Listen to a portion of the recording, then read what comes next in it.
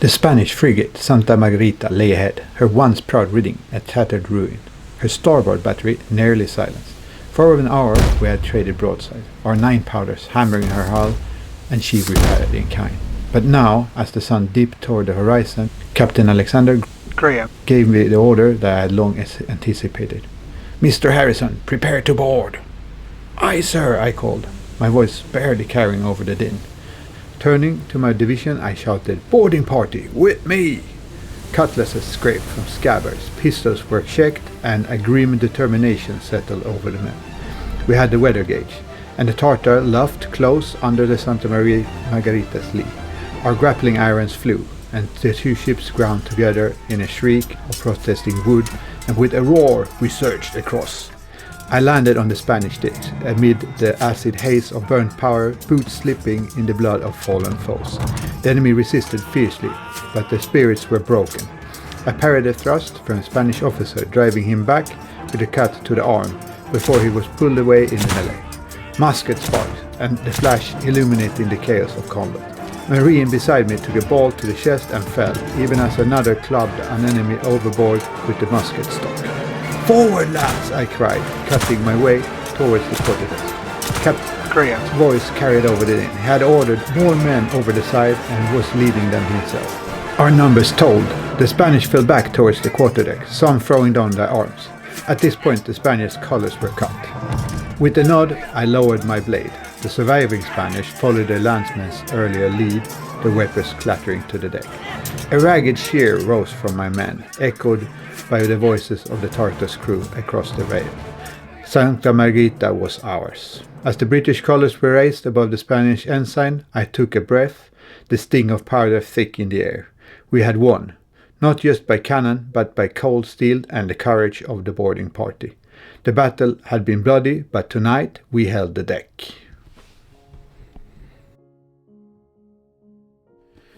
So this is part 2 of the battle report between HMS Tartar and the Spanish frigate Santa Margarita. If you watch my channel, there is a part 1 where I go into more of the rules and how you fight an engagement using the beat the quarter rule set. The actual duel between these 2 ships was fought on, just as in our battle report, November 11, 1779. And the captain was Alexander Graham on the 26-gun frigate HMS Tartar, a 6th rate. She fought the Spanish Santa Margarita, which was a 38-gun frigate. The commander of that was Andres de Viana. Hopefully I didn't cut that up too bad. And after around 2 hours of fighting, Santa Margarita was almost dismasted when her captain decided to strike her colors. So that actual duel ended there. It was just a gunfight, so to say. Whereas our recreation ended with the British vessel boarding the Spanish. And that's why I decided to, instead of running a discharge, because it turned out a lot shorter than I was thinking, so I just figured that I used my other creative side and tried to write something up. So I made a short story here about the actual boarding action. And I also wanted to focus a little bit on the actual boarding action in beat the quarters rule set, how a boarding action would actually work. And basically, if the ships are on the same heading and within 2 centimeters or nearer, all that needs to happen is that a ship declares that they want to do a boarding. And it's going to happen automatically. If the ships are traveling on in opposite directions, then there is a 50% chance that a boarding will actually be successful. So then you're going to have to roll a percentage dice.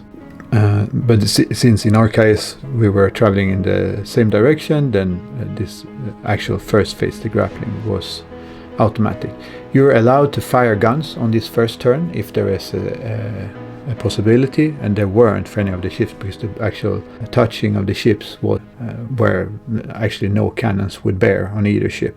And then that turn is over for those ships. On the next turn, you're going to fight your first boarding action, and different ship sizes are divided in different sections. So for a frigate, there is the bulwarks. So the first turn since the British were boarding, you're fighting over the Spanish bulwarks, right? So we're fighting over the bulwarks.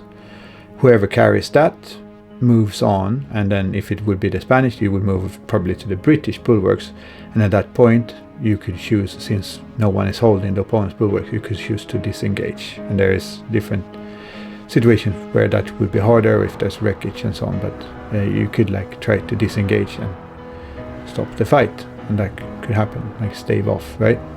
And in our case, the British carried the first round of the boarding, and so carried the Spanish bulwarks, and then you're moving on to the deck, and then you're fighting over the deck for one round. If you're successful there, you're going to fight over the quarterdeck, and if you're successful there, you're going to carry the ship. And that is basically what happened in this case. We were using the boarding rules from yardarm to yardarm, which is a later system. It's similar to B2 quarters, but I got those rules from Barry, who wrote the original rules, and so we decided to test them since we were boarding. Where you will have you'll be rolling, most of these rolls in this game is a percentage dice. So you're rolling a percentage dice, a higher number is better, and a lower number is not so good. And depending on your nation, you will divide the factor that you get from the roll. So for instance, if you're British, you'll have a factor of from 76 to 100 of 2, from 51 to 75 of 4, from 26 to 50 of 6, and then from 1 to 25 of 8. So you're going to be dividing the total amount of the enemy's crew by this factor that you rolled, and that is going to be their casualties for the round. So the British, and in this was also the US Navy and the US privateers, are very effective boarders. The Spanish have it a little harder,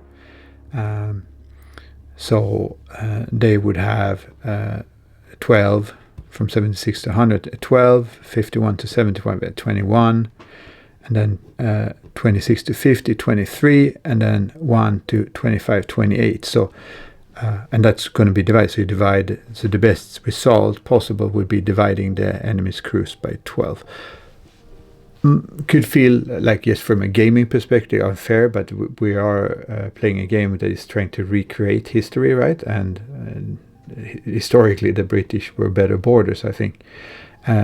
So it kind of works out okay. And so you would need a larger crew, and the Spaniard in this case, actually I had a little bit luck with the rolls playing the British, but because he had a larger crew, right? So the crew could tell, because once you calculated the casualties, whoever has the least casualties would carry that round in the boarding, and that's basically how the boarding would work technically in this. So that's what is actually played out. I haven't bothered with putting in a lot of numbers and so on for this second part, this very short second part that I showed you, since I decided to just make a narration, a story out of it instead. And I hope you enjoyed that story that I started off with, and I am already working on the next content. I'm still working a little bit on the smoke effects and so on. I haven't gotten the new ones from the States, so I might end up just pulling apart one of my old ones and then doing a video on that, and then you can learn how to do it from that, since it's taking so long. So our next fight is going to be in 2 weeks, and that's also going to be a battle report, of course, and we're going back to using Black Seas rules with our own house rule additions. And that's going to be the USS Essex and the Little Essex against the HMS Phoebe and the HMS Cherub. That's going to be a really nice, interesting fight, especially since we'll be running the Essex with her alternative stats, with the coronets, and that's what she was armed with at this time, right, at this point. And that's a little telling in the fight, and see if it plays out similar or not. And yeah, we'll make a battle report, and you can join us here on the channel for that. In the meantime, if you haven't before and you like the content here, please consider subscribing and also hitting the notification button. And of course, if you like this video, give it a like. It's gonna help me a lot. I'm trying to get this channel to grow a bit because I'm really enjoying it, and I really appreciate you guys when you comment and ask questions and so on. It is a passion, this hobby that I found, and I love sharing it with you, and I love that you share ideas with me.